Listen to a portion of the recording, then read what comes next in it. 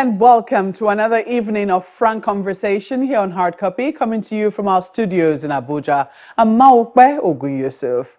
Now, just when we thought that the president's plea to Nigerians to give his administration a little more time was the last we had heard on the protests, the meeting of the Council of State held on Tuesday this week unveiled quite a slew of revelations. The National Security Advisor, Mr. Nuhu Ribadu, had told former heads of state, former chief justices, governors, and others who make up the advisory body that his office had intercepted about 83 billion naira channeled towards the protest, a large amount of the funds in cryptocurrency. He also said there were some foreign co-conspirators who would soon be declared wanted as a result of the protests.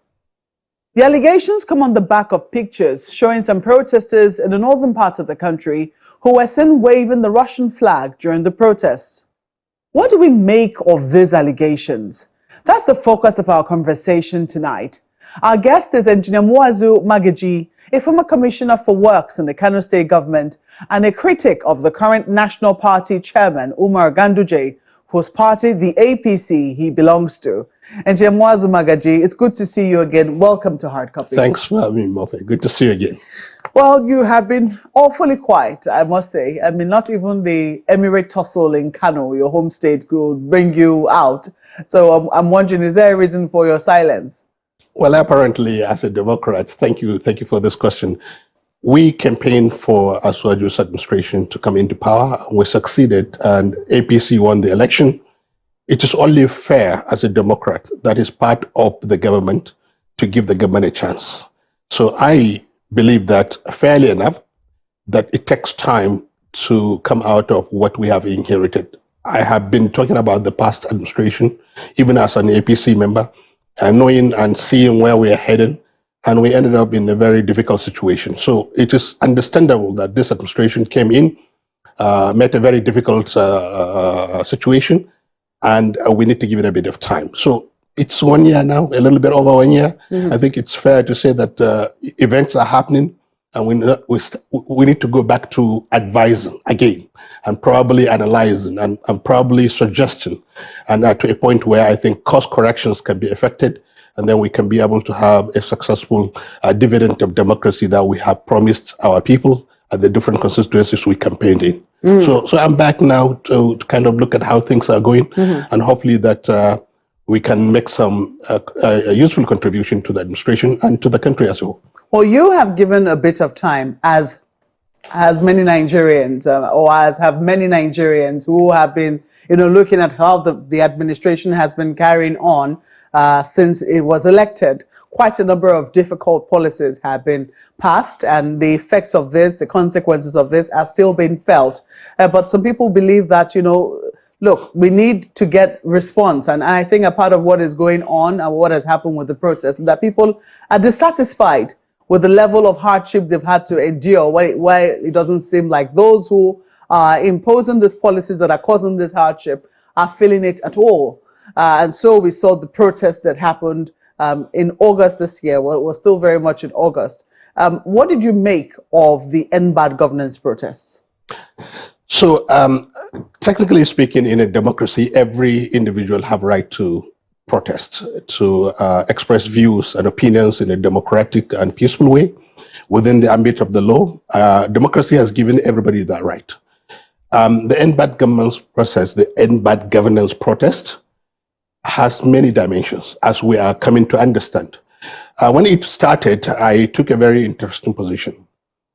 I said that it is important that if the protest is controlled, organized, structured to pass a very important message and demand to the government, it's going to be helpful to the government, because the government itself needs to feel the temperature of the population and a kind of feedback to the reform that is necessary to bring out the country from where we were. In my view, my understanding of what happening in the government, there were two schools of thought.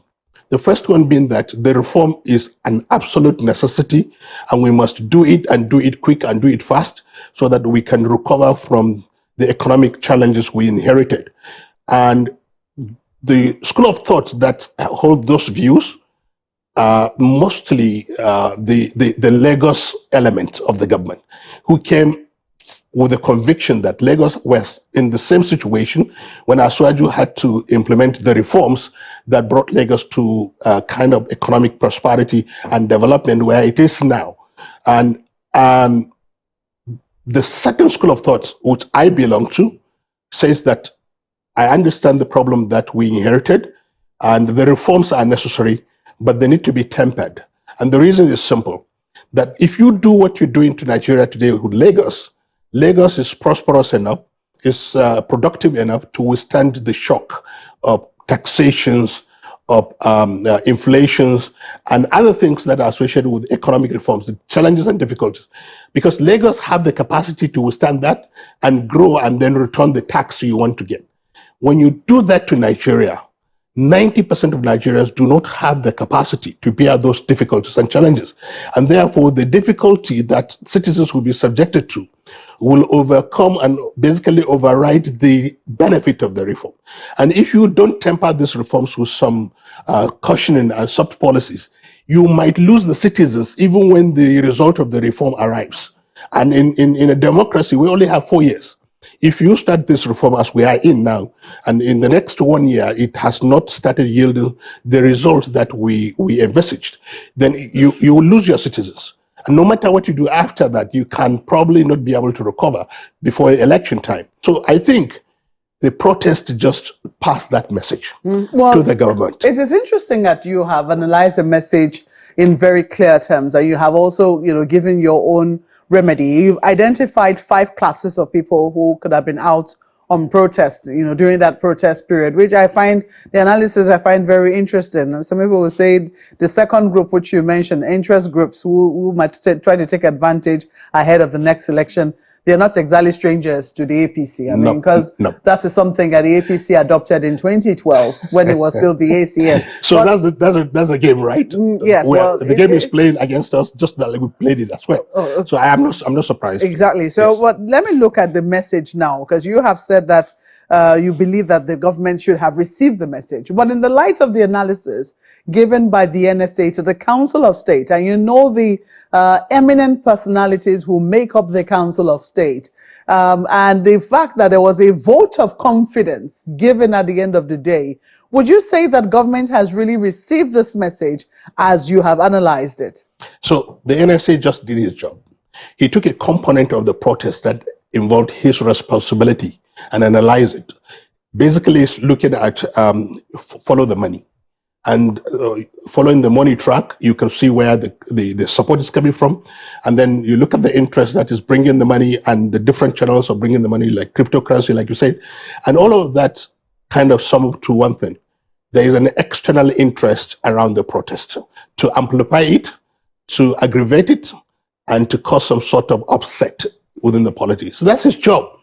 And I think I just read either today or yesterday that another personality has been arrested, a gentleman called something Hijack, that's been arrested with records of transactions that are suspicious, records of interactions that are collaboration with Interestingly, this Mr. Hijack, whom you mentioned, was an aide to the Zamfara State Governor, who is now, who was an aide to the former Zamfara State Governor Matawale, who is a Minister of State in this current administration. So you can see that report and this arrest that says there are interested party in this whole scenario is now revealing the people and their connections. And then, so the next question you ask me is the president listening, or has he listened?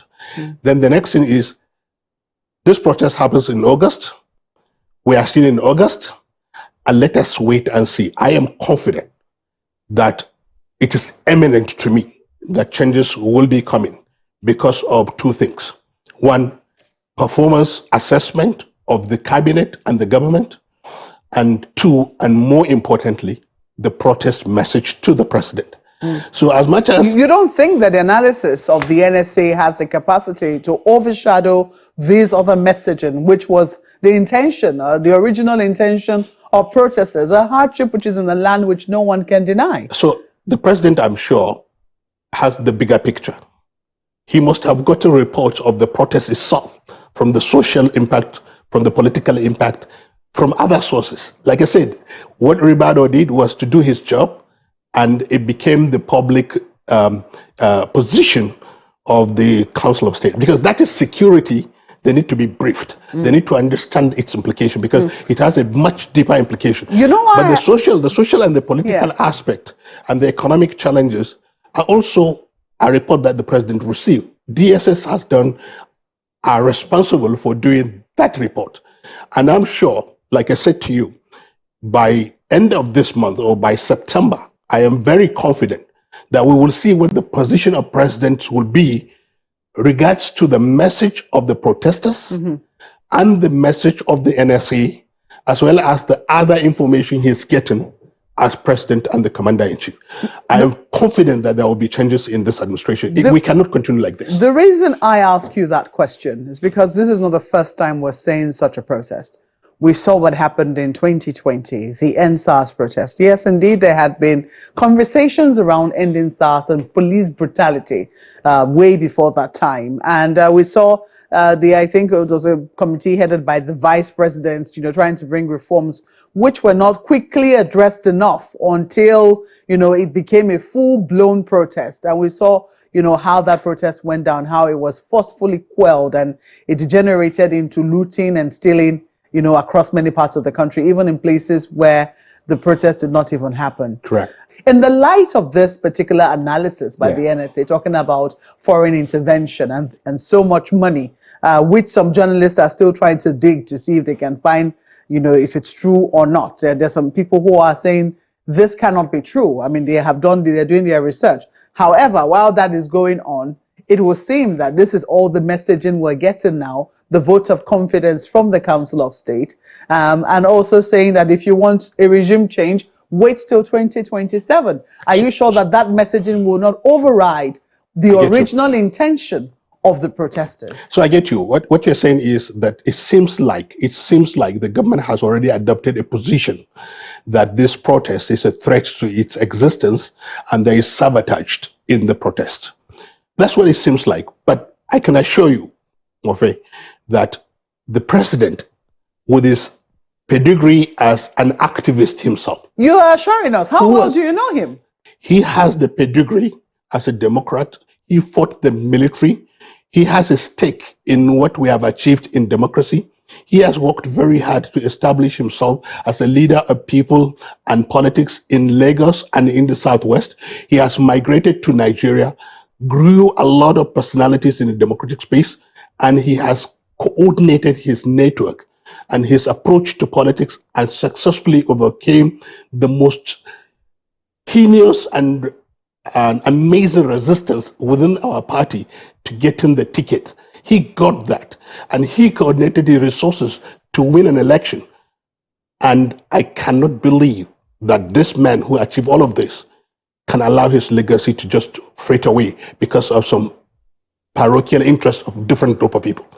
I am sure he knows what is going on. I am confident, so I am prepared to give him 2 years. That's another thing. I'm prepared to give him 2 years because I see what he's doing with the reform. It needs to be tempered. I think he will temper it. We will get to a point where we will turn around. We have started seeing figures. For example, our expenditure in terms of debt repayment versus our GDP and our aggregate revenue is changing positively. I mean, the forex issue and the subsidy issue are still a challenge. We're still managing that. However, what is happening in Abuja with his presidency today, I see two very dangerous signals. So let me say this. The first one is that the Aswaju we know in Lagos, the vibrant Democrats, is not manifesting in the Aswaju we have in Abuja today. And the explanation I got every time I discuss that is the complexity of Nigeria vis-a-vis what Lagos is in terms of its homogeneity and uniformity. The second thing I get is Aswaju is true to his loyalist. Therefore, he has to be able to compensate loyalty over competence and performance, or a blend of the two. And in that process, that's the second red signal I see. is he is accommodating elements in his government that have integrity issue, that have incompetence issue, that have security issue, as we are getting the reports now. And these elements do not project the kind of image and the kind of confidence that he needs to have in his government to conduct and execute this kind of reforms.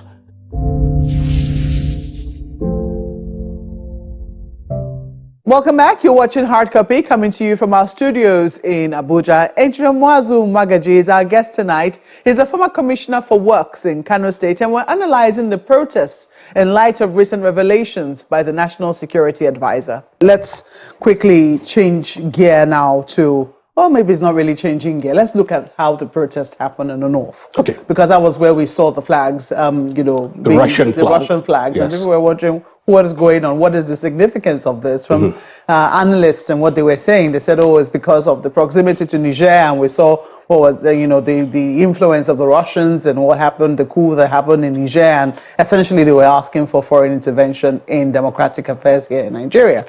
However, the problem was that the people who were waving these flags did not even look like they knew what it was that they were doing. And then there was also the other part of, oh, why are they a part of this particular protest? And in times past, we would see that, oh, leaders will speak to people, especially in the north, and people would listen. And with all of the maneuverings we saw, pre the protests, we saw the government going into a frenzy, trying to persuade people not to participate in the protest. One would have thought that, the North wasn't going to be a part of it. Were you a little surprised when you saw that, the North was an active part of the End Bad Governance protest? Very good question. So all the discussion we had now, before this question, was focused on economic and security issue. This is political. There is something happening in this country that many people have not realized, that there is a major shift in the political perception of institutions in northern Nigeria and their level of influence.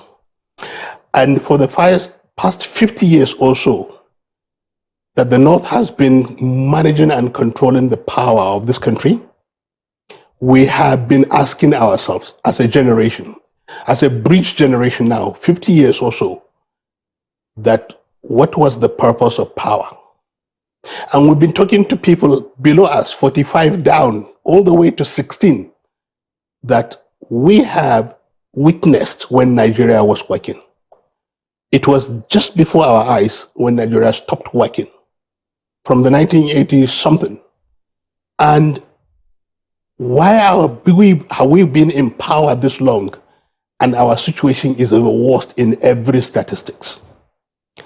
I need you to understand that it was the hold on the population by the emirate system, by the Islamic scholars, by the business community, by the enlightened, privileged elites who went to good schools and came back and hold very high positions in the North. That because of our tradition of aristocratic compliance and followership, we respect these institutions. But the respect is now waning because people are asking, what has it given us? So when Asuwaju came, and this difficulty started because of the reform, it also initiated a political reform in the North. And in a way, it's good for us because now, like they say, the falcon is beginning to stop listening to the falcon, which means a new order is emerging in the North, which means young people are asking the questions, why am I in this situation? Which means beyond Asuwaju, they are now questioning their own leaders, their own immediate control system. Are they? Yes, because I can tell you there is no emir that I know who has not spoken to the young people not to protest. Islamic scholars were called in Abuja. I've seen them in Ganduje's office, and they've been talked to. I don't know what they were given. Many people suggested, insinuated that money has been given to them to go and talk to people in a religious setting in the pulpit to tell people that demonstration is against Islamic teaching. And many of them did. There are very few ones that say, we are not your slaves, we are not answerable to you, we will tell the people that they have the right to express themselves.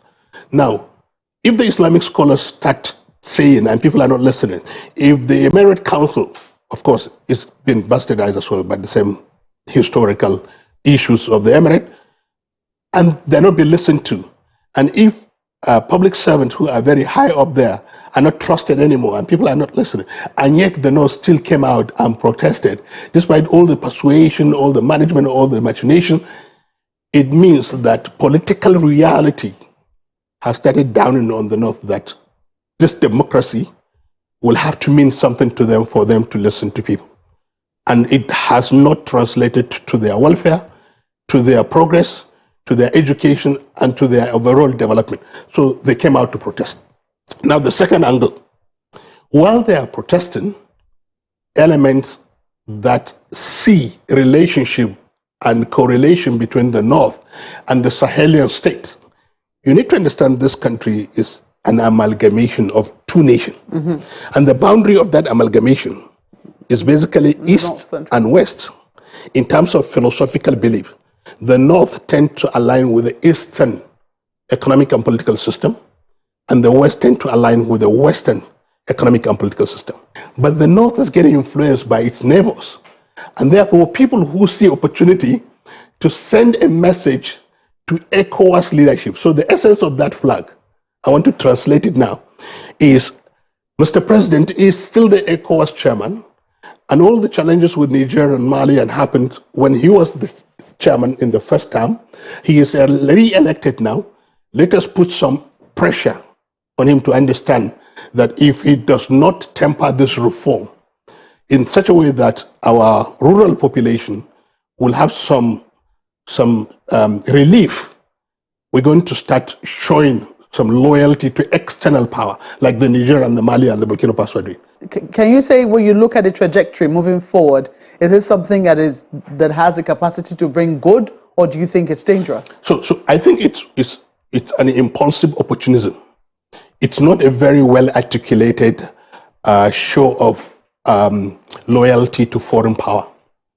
Because just like you said, these boys that are suing the flag have been paid. These boys that are holding the flag, they don't even know which flag, whether it is French, whether it's Nigerian military, whether it is Russian. They just hold it, they know it's different from the Nigerian flag. They were told that this will provoke the president because you want to get your message. The only way to be listened to. I have read a comment by somebody, incidentally, that says, if you want attention, you should start raising Russian flag. This was way like two days before the Russian flag affair. That like you should raise Russian flag because that means northern Nigeria is aligning with the Sahelian states, which means ECOWAS is going to start struggling as well. So it's a message to the president. It's a subversive message to the president. So do you think a government's approach, while understanding what is happening, government's approach so far so good in handling, the protests, how would you assess it? I am still hoping to see more positive feedback from the government on policies, on structure, on people, and on palliatives that will ease the life of the citizens. Let me quickly go to former Governor Ganduje, who is now the chairman of APC, whom you had a tiff with while you were in his government. I thought we passed Ganduje. He's somewhere in the party office doing something. Yes. Kano is having different government. Do you have a problem with that? We're here in Abuja supporting Mr. President to succeed. I mean, I don't have a problem with what Ganduje does now. I mean, I've said it, I've forgiven him. I just can't forget what he has done to me. But I wish him well. I think the other thing I always say is he's just the bad chairman for our party. He's a bad role model for young people. He's also a bad projection of the national integrity issue. And he's the kind of person I'm talking about when I say Asuwaju is bringing people with questionable integrity. I think the party needs fresh blood. From the perspective of party politics, Ganduje does not understand how to win election, but he understands how to work administrative institution. He's very good with that. So all he's doing in that party secretariat, not an elected chairman, that's his best bet, is to administratively manage the party and bring big people. But PDP have enough of big people. But of these big Kano, people don't even win election in their constituencies. what do you make of how your party lost Kano to the NMP? It was obvious. I've said it several times. I remember I was in this studio in Charles. I mentioned the challenges of party leadership at state level. And I mentioned Kano as a very big example. The way the governor, as the sitting governor, basically swallowed the party into his government and made it an appendage, and then nominated an undemocratic individual to run the party, and forget the sensitivities around respecting the right of people around party choices. And they think that when election comes, they can buy people. I've highlighted it many times. Kano people are my witness that I've been fighting the structure of the party, and I have said it many times.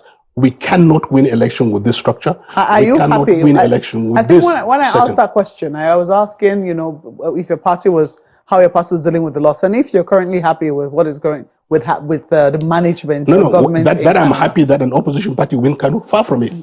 Those are the worst bunch of opportunists that just saw the failing of Ganduje and the party structure and just snatch power in Kano.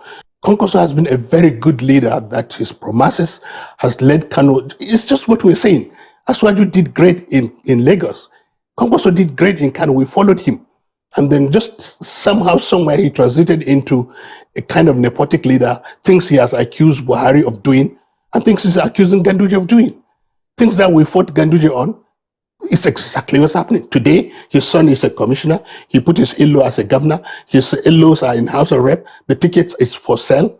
No, Kano is beyond that. So my prayer and my hope that is Mr. President, as APC leader, will basically provide us a clean slate in Kano to rebuild the party to defeat this NMPP government. I'm sure we can do it. Engineer Magaji, thank you for coming on Hard Copy. Thanks for having me, Mogwe. Thank you. Well, that's the program tonight, but we're not done until we've heard from you. So please speak with us using the handles showing on your screen.